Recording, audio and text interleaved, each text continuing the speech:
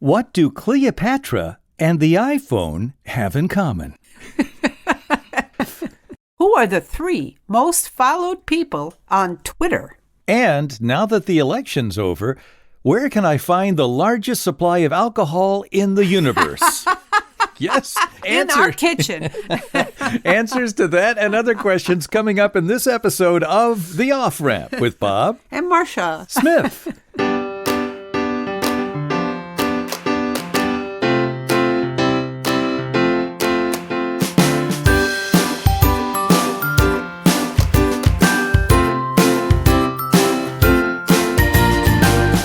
Welcome to The Off-Ramp, a chance to slow down, steer clear of crazy, take a side road to sanity, and have some fun with trivia. Well, Marsh, we've had quite a week here with election news and all of that, and I thought let's get away from some of that stuff and just talk about some fun stuff. You probably got 10 president questions. I do have some president questions left over, but we'll get to those later, Marsh. Oh, okay. I do have one. Okay. First, I want to dip into ancient history. Okay. Oh, good segue. Okay. 2 of ancient Egypt's most important rulers were the pharaoh Khufu and the queen Cleopatra. Yeah. Now listen carefully to this question. What do Cleopatra and the iPhone have in common? Dun, dun, dun. This will blow your mind. Really? Yeah. Well, did she have Apple for her logo or something No. on her crypt or no? Okay. Oh, that's her symbol. I see. Yeah. No. Good guess, though. Yes. But, okay, go ahead. What? Okay. Ancient Egypt's history was so long that Cleopatra lived closer to the invention of the iPhone than the construction of the pyramids. Oh, wow. Isn't that interesting? Isn't that amazing? That's perspective. Pharaoh Khufu was the Egyptian pharaoh who built the first and biggest pyramids, and Cleopatra was the Egyptian queen who interacted with the Roman Empire. He began building Egypt's first pyramids in 2550 BC. She lived from 69 BC to 30 BC. That means she lived closer to the invention of the iPhone in 2007 than to the construction of the pyramids of Giza. They were ancient when she was the queen. They were over 2,000 years old. Yeah. That comes from a book called 16 History Questions People Always Get Wrong by Marcia Laliberte. I just thought it was an interesting way to position it. So there's the answer to your question, Marcia. That's how Cleopatra and the iPhone are closer. They have more in common than she had with the pyramids. Thank you so much for that. I'm so glad I could help you. Now, can you name at least 2 of the 3 people most followed on Twitter? Well, I would have say 3 names. I'd say Donald Trump would be followed. He has millions of followers. But I would say Elon Musk. No to both those. Really? Yeah. How about the founder of Facebook, Mark Zuckerberg? Yes. No. Okay, who? Number 3, going backwards, is singer-songwriter Katy Perry. Really? Yep, over 108,506,809 followers. Number 2, Justin Bieber. Oh, dear, really? And he ups it to 111,255,000. And number 1, former President Barack Obama. Oh, he's got more followers than Trump has. Yeah. Interesting. Yeah, I would have guessed Trump, too. 116,397,276. So Obama and Bieber, Barack. And Katy Perry. And Katy Perry. Wow. That's pretty good. Isn't that interesting? Yeah. I thought so, too. And it also shows you, if you don't pay attention to Twitter, there's this huge universe of people out there that are paying attention to it. And I choose not to pay attention. I do follow Aaron Rodgers. Yes, you do. Yes, I know that. That's it. And it brings me, peace. Okay. As opposed to following somebody in politics or something. Well, speaking of politics, Marcia, I do have a president question. Okay. What U.S. president born in the 18th century just had a grandson die? Well, that's crazy talk. It is, isn't it? How can that This happen? is a U.S. president who was born in the 18th century. Now, that's the 1700s. Yeah. His grandson, one of his 2 grandsons who are still alive, just died. Oh, he's got one still alive? He has one still. What the hell? Okay, tell me. I All have right. no idea. That was John Tyler. He was the 10th U.S. president of the United States. Number 10. How could the 10th president, a president born in 1790, still have grandsons living in the 21st century? Good genes, I take it. Well, and people who had children at a late age. So Lyon Gardner Tyler Jr., he was 95 and he died September 26, 2020. His death occurred 175 years after his grandfather left the White House in 1845. Now, here's the reason why. John Tyler, the president, 8 years after leaving office at the age of 63, became a father to Lyon Gardner Tyler. And that was one of 15 children he had. So he had a son at the age of 63, and then the next generation had children late in age also, and then that left us with two grandsons of the 10th president still alive in the 21st century. So Harrison Ruffin Tyler is now the only surviving grandson of a U.S. president born in the 18th century. Well, that was interesting. Oh, here's my one presidential question. Okay. All right. What 20th century president, as a young man, shot his sister in the rear end with a BB gun? See, my questions are so much more so intellectually fanciful and playful questions. Okay, I'll say, let's see. I don't know. For some reason, that makes me think it was Truman. Yeah, I just think of Truman. I don't even know if he had a sister. Okay. Obviously, that's not the answer, though. No. When President Jimmy Carter was 12 years old, he had an argument with his sister Gloria, and she threw a wrench at him. Whoa. And Carter grabbed his BB gun and shot her in the BB butt. And she's walking away. Yeah. Oh, dear. So there's another side to Mr. Nice Guy. There is another side to Mr. Nice Guy. Yeah, he's still around. So much for the nice side of Mr. Nice Guy. Isn't that what the BB stands for? Butt bullets or whatever? No, the BB gun does not stand for butt bullets. Oh, You're not supposed to use those on your sister. No. And now, Marcia, with the election season over, where would you have to go to find the largest supply of alcohol in the universe? In the universe? Yes. Okay. Geez. You mean a physical location or a physical location, A yes. country? Somewhere. Like Russia? There's a place you could go. Germany? I don't know. The answer is deep space, Marcia. Oh! Because astronomers have spotted an alcohol cloud in the Milky Way. You want to know more about it? Oh, sure. Bring a straw. Let's go up. Huge clouds of alcohol, 10,000 light years from Earth. Some have taken to calling these space booze. One was discovered in 1995 near the constellation Aquila. Now, how big is this massive cloud of alcohol? Well, where did the alcohol come from? It's a natural compound. I'll get to that. Okay. I'm asking you how big it is. How big? You mean in miles? Square miles? However you want to measure it, Marsh. I don't know. I'll say it's 62 miles long. Okay, well, that'd be a big cloud. But this is a lot bigger. This cloud is 1,000 times larger than the diameter of our solar system. And it's got enough ethyl alcohol to fill 400 trillion pints of beer. Okay, God. Now you ask me the question. Alcohol is a natural organic compound, and the scientists say it's formed when new stars heat up. Really? So, yeah. So it's no surprise this cloud is out there near the constellation Aquila. And guess what? It's not the only one out there. According to author Lucas Riley, there's a second intergalactic liquor cabinet. It's in the Sagittarius B2 cloud. That one has 10 billion liters of alcohol. No wonder astronauts are ripping off their helmets and breathing deep. Huh? But before you fire up your rocket for the interstellar pub crawl, keep this in mind. Pub crawl. It'll be a long trip.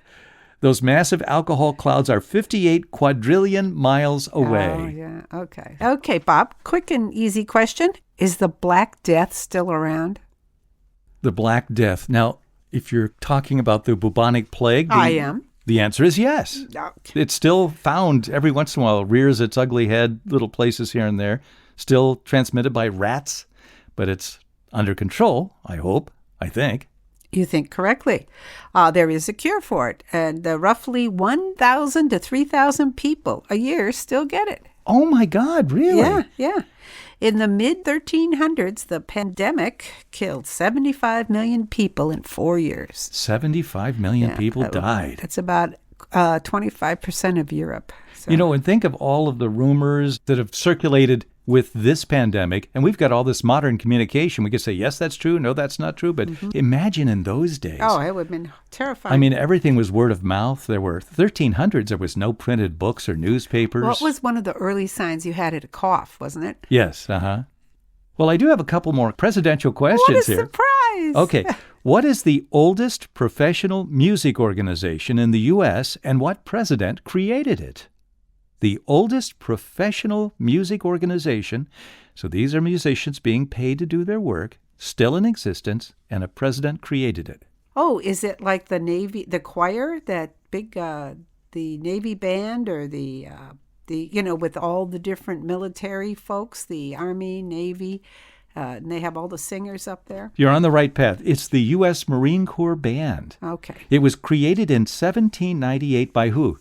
John Adams, second U.S. president. He created it. He signed a congressional act that year.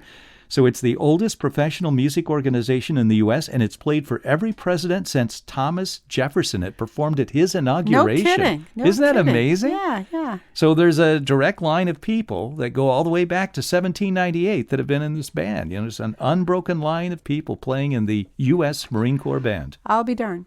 Okay, you are asking about what they found in space, the alcohol. Mm-hmm. So how bad is space traffic, Bob? Have we had a collision yet? Intergalactic, or are you talking about in our solar system? Around Earth or in the solar system? Yeah. Around Earth? Yeah. Yeah, I think there have been collisions. There's all kinds of space junk up there. Is that what it is? Yeah. Actually, it's not as many as you think. There's only one right here that jumps out. 2009, a commercial satellite was struck by a Russian, they called it a rogue, Russian military satellite. The impact, which occurred at a relative speed of 26,172 miles per hour. Oh! As you imagine, hitting something, it scattered some 10,000 pieces of debris in low Earth orbit. So one or both of these vehicles were traveling at that speed, apparently. We don't know if that was... 10,000 pieces of... How do they know it was 10,000 pieces? I don't think they actually counted it, Marcia. I don't either. Maybe they just said, how would you know? Really, when you think about it, I always worry about that being on the space station and something hits that thing, it would rip right through it, then everybody dies? Is that what happens? That's why we're not up there. That's why we're not up there. We worry about everything. That's why we're down here safe on Earth. Okay, we'll be back with more Safe Here on Earth in just a moment. You're listening to The Off-Ramp with Bob and Marcia Smith. We're back.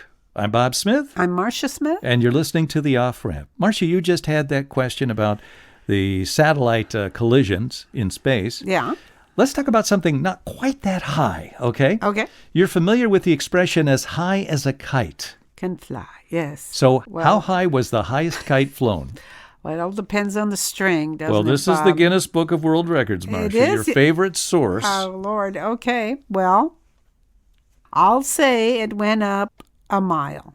According to the Guinness Book of World Records, the greatest reported height achieved by a single kite was 29,000 feet, so a little over 5 miles. The 3,000-member American Kiters Association considers 1,000 feet the minimum for as high as a kite. So when you say it's as high as a kite, it's at least 1,000 feet, or it could be 5 miles high. Just so you know. Thanks, Bob. All right. Faster than a speeding bullet? How fast is that? Well, how fast is a speeding bullet? How fast? Well, the National Rifle Association says a standard 150-grain bullet fired from a .20-06 rifle travels at 2,900 feet per second. That's 3 times the speed of sound. Really? That's how fast a speeding bullet travels. So Superman was pretty fast. Faster than faster than 3 times the speed of sound. So. Wow. Well, Bob, do snakes have ears? Oh, I never thought of that. Yeah, Another Marcia animal question. I love those. Can they hear you coming, Bob? Do snakes have? Isn't there an animal that has hears with its eyes or something like that? I'm on snakes now, Bob. Don't guys. Do they have ears? Well, I would assume yes. But no. They do not have ears and cannot hear airborne sound waves, but they perceive low-frequency vibrations transmitted from the ground to their bones in their skulls. Wow. So that's where they hear you coming, is their heads rattling. Zzz. So they're feeling vibrations of animals. And so that's how they know how big it is, how small it is. I could probably eat that. I could probably tackle that. They also don't have a larynx or vocal cords, so they are incapable of noises, except they can hiss. Okay, since they can't listen and they can't speak, how do we know these facts? That's what I want to know. Did they tell us? No, apparently not. But they can hiss. You don't need a vocal cord for that, huh? Well, we know they can hiss, that's for sure. Yeah. Okay, I got a couple more of these expression questions. It's as solid as the Rock of Gibraltar. That's an old expression going a long time back. How solid is it? Yes. Is that a good thing? Is that solid? Is the Rock of Gibraltar solid? Yes, it is, Bob. No, it's not, Marcia. According to the World Almanac, the Rock of Gibraltar, which rises to a height of 1,400 feet above sea level, is riddled with caves. Oh, so it can... Very porous. Very porous, yes. Well, who knew? How about this one, Bob? Where is the largest cemetery in the world? Oh, the largest cemetery in the world. Now, I would think it might be a military cemetery or a battlefield cemetery. Am I okay on one of those? Yeah, there's a really big one up in Russia from the Second World War. Is that where this one is? No. Okay, but it is a military cemetery? No. Oh.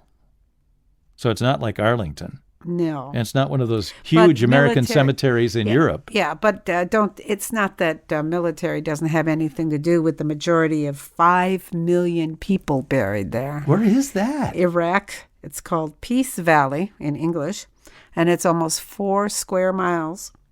And more than 5 million people are buried there, with the majority of them as Shia Muslims. And the rapidly expanding war on ISIS keeps filling it. Wow. Yeah. So they've been burying people there for centuries. 4 square miles. You should see 5 this. million I looked people. I looked at a drone going over this. It just grave after grave after grave. It's pretty amazing. So it was flying over the cemetery. Yeah. Speaking of flight. Okay, here we go. I've got a question for you. Why are airplanes always white? Always? Are they? They're almost always painted white or light colors. Does it have something to do with reflection and sun and That's right. heat? And you don't want to absorb any heat. It's hard to air condition those things. That's exactly what it's all about. Well, the reason aircraft are painted white or light colors is to reflect sunlight and minimize both the heating and the potential damage from solar radiation. So you're right, Marcia! Of course I am. So says John Hansman, a professor of aeronautics and astronautics at MIT. He says it's basically the same as putting sunblock on. Technology lasts longer in cooler environments, so a cooler plane means the equipment will last longer, so that saves money. And finally, the color has some safety bonuses. White helps make cracks and damage more visible for technicians. Never thought about that. That comes from a very interesting article I found in Reader's Digest. Why are planes white? Well, that makes sense. What musician within the last few years had the highest grossing music tour ever, combined with the highest audience attendance for this tour? You know, you mentioned the musician Drake a couple shows ago. Yeah. I would say somebody like that. Yeah. Or I would say somebody like Paul McCartney or something like that, the classic rock. But who is it? It's singer-songwriter Ed Sheeran. Sheeran, okay. Yeah. He racked up $776.2 million and an audience of almost 9 million people during the course. It was a 2-year marathon tour he did. Wow. And he performed 255 shows on 6 continents, and he broke all the records for money and attendance. You know, think of the ordeal that must have been all the traveling you'd have to do for something like that. God, that would have killed. He was. No, I don't know. Yeah, that's a lot of shows. Marcia, remember a number of shows back we had a lot of questions on mountains? Oh, yes. Well, I found another one here. Oh, yay. That I didn't ask you. Oh, sure. Okay, so most people consider Mount Everest to be the world's tallest mountain at 29,000 feet. Mm-hmm. But the world's tallest mountain is actually in Hawaii. Why? Why? Is that Diamond Head? No. No, that's a volcano. The world's tallest mountain is actually in Hawaii. Why? because of its underground. Yeah, it's not fully above sea level. Yeah. What's above sea level is high, but the whole thing is much bigger. Top to bottom, it's taller than Mount Everest. The mountain is Mauna Kea. Measured from sea level, it's only 13,706 feet tall. It's still a pretty tall mountain, but its base is actually at the bottom of the Pacific Ocean. And from there to the top, it's 30,610 feet tall. It beats Mount Everest by approximately 1,640 feet. So somebody had to go down there and measure it from Well, I don't know. Wow. And they are formed in two different ways. Mount Everest was formed by the collision of two tectonic plates, and it's still growing taller. Mount Mauna Kea, I hope I'm pronouncing that right, Maunakea, it's a volcano, part of the volcanic activity that formed the Hawaiian Islands. Okay. Can you name the oldest music video to reach 1 billion viewers on YouTube?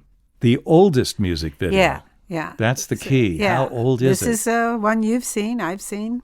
Now, does this go back long before the rock era? No. No, okay. Is it Michael Jackson's Thriller, one of those? I would have guessed that no.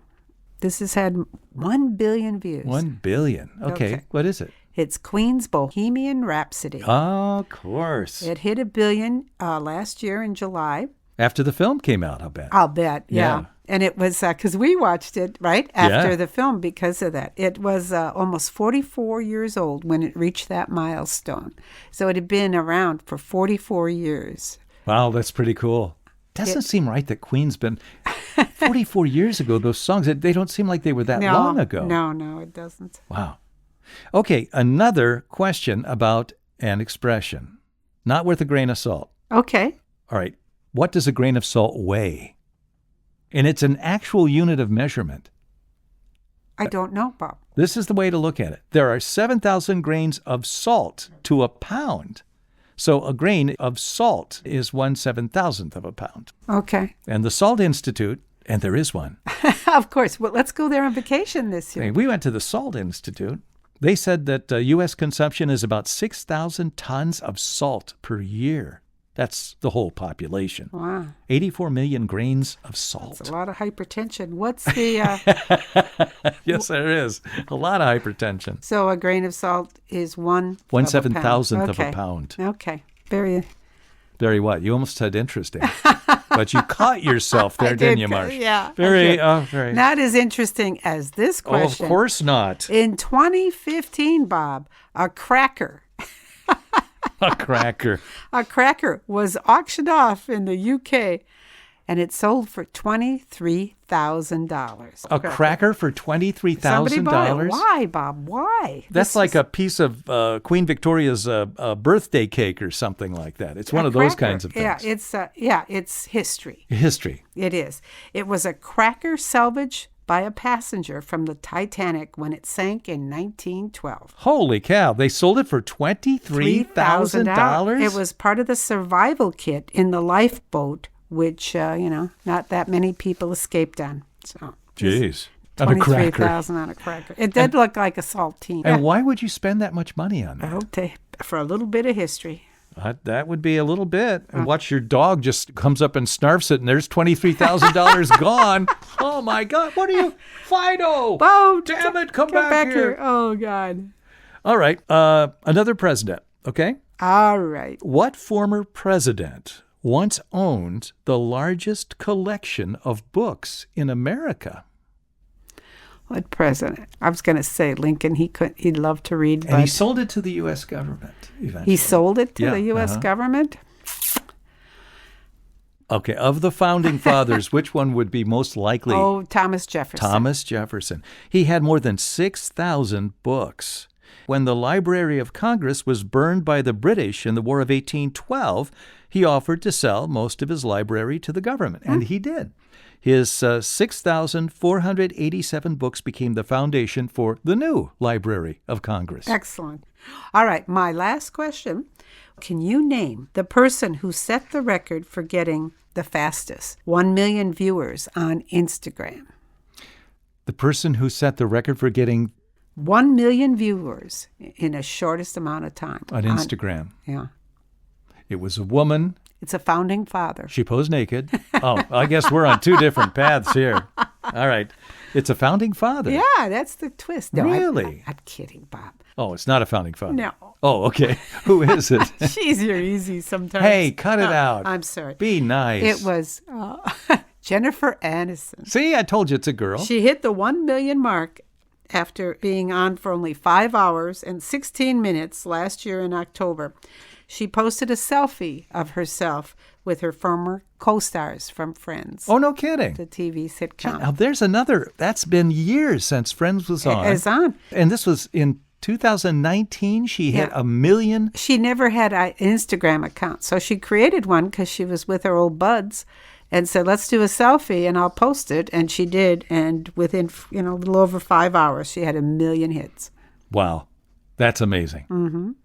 Now, Marcia, we always usually close out with some fun stuff, and I'm sure you've got something fun. I've got a thought that's interesting. We get a lot of the things that we find interesting from the web, but you also get it from books. That's where that was the technology that brought us most of our information. Those paper things. For centuries. Yeah. And this is a great quote from the scientist, astronomer, and author Carl Sagan on the magic of books. Remember? Billions and billions of stars. This is from his Cosmos Part 11, The Persistence of Memory. So it's pretty cool. Okay. What an astonishing thing a book is. It's a flat object made from a tree with flexible parts on which are imprinted lots of funny, dark squiggles. But one glance at it, and you're inside the mind of another person, maybe somebody dead for thousands of years. Across the millennia, an author is speaking clearly and silently inside your head, directly to you. Writing is perhaps the greatest of human inventions, binding together people who never knew each other, citizens of distant epochs or epics. Books break the shackles of time. A book is proof humans are capable of working magic. Carl Sagan. That's lovely. I'm going to wrap up with 2 quick quotes. James Freeman Clarke. The difference between a politician and a statesman is a politician thinks of the next election and a statesman thinks of the next generation. I think that's true. I think that's very true. Nice. And John Huston, remember him? Mm-hmm. Great film director. Yep. He said, it's easier to be a jackass than a great man. That's why there are more jackasses than great men in the world. And that is absolutely true. As we close out this week. All right. All right. Thank you so much for listening. I'm Bob Smith. I'm Marcia Smith. Join us again next time for The Off-Ramp. Hey, we did that together. That was pretty good. It's good to do something We together. coordinate things. Yeah. After doing this for 30 weeks, I guess it's about time we did something. Is it 30 weeks? Yeah, 30 weeks. Wow, geez, that's how long that we've been in Quarantine. Okay. And winter's coming. Winter's coming. The Off-Ramp is produced in association with CPL Radio and the Cedarbrook Public Library, Cedarburg, Wisconsin.